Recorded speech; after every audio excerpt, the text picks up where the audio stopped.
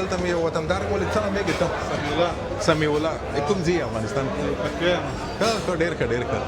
او سلام علیکم سلام علیکم ستړی مه شې څنګه ښه جوړې څنګه ښه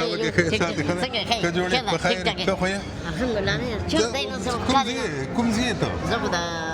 ضلع کرک کې یم ډېر ښه ډېر دلته کار کوي دلته زه کار کوم څه شی دی وظیفه دی کار دی شی دی ما کار همدا دا ستړي مه شې چې ویلکم کوم خلکو ته خلک خوشحاله وو دې سړي ته سلام علیکم څنګه ښه جوړې ده نو تاسو باندې عزتمن خلکو ته موږ نوره عزت ورکوو خوشحالېږو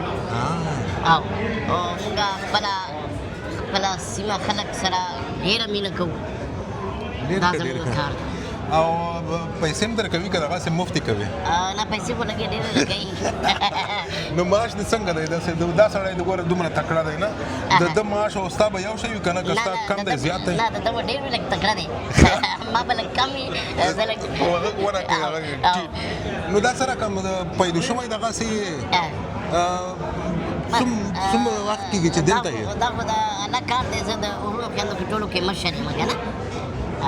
نو زه لکه ټول کور سپورټ زه کوم دغه نور وروڼه دي چې دي هغه دغسې ټیټ دي که نه نه هغه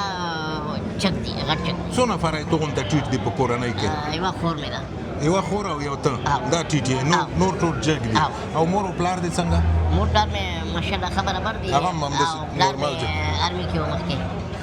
آرمي نه ریټایر دی ډېر ښه ډېر ښه نو مکتب دې لوستی دی ښوونځی نه ما ته چې ټولو نه غټ مسعید دي هغه دغه دي چې ما تعلیم نه دی کړی تر څه دلته کښېنې لږ څه داسې کې به لږ مجلس وکړي سره زه به دلته کښېنم ته د کرسۍ ته لږ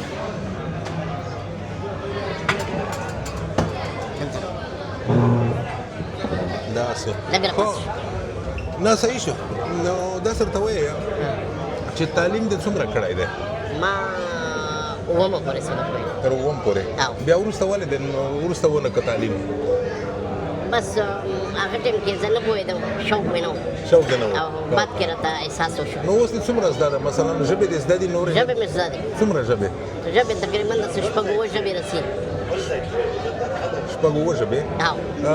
کومې ژبې دې زده دي بس انګلیش لږ ډېر عربي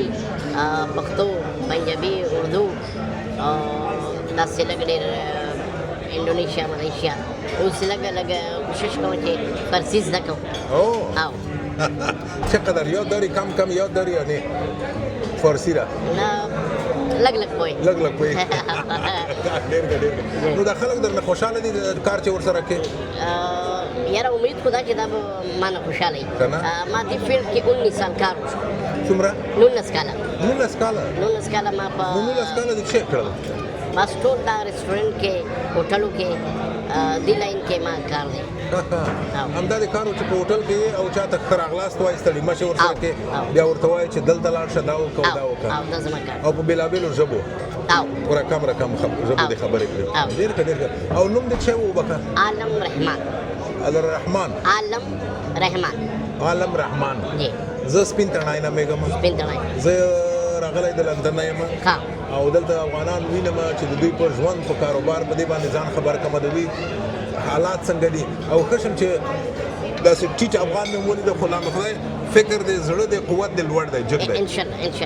ډېره مننه علي رحمان ژوندی دی پاک دی خدای په امان پاک دی سلام علیکم مهرباني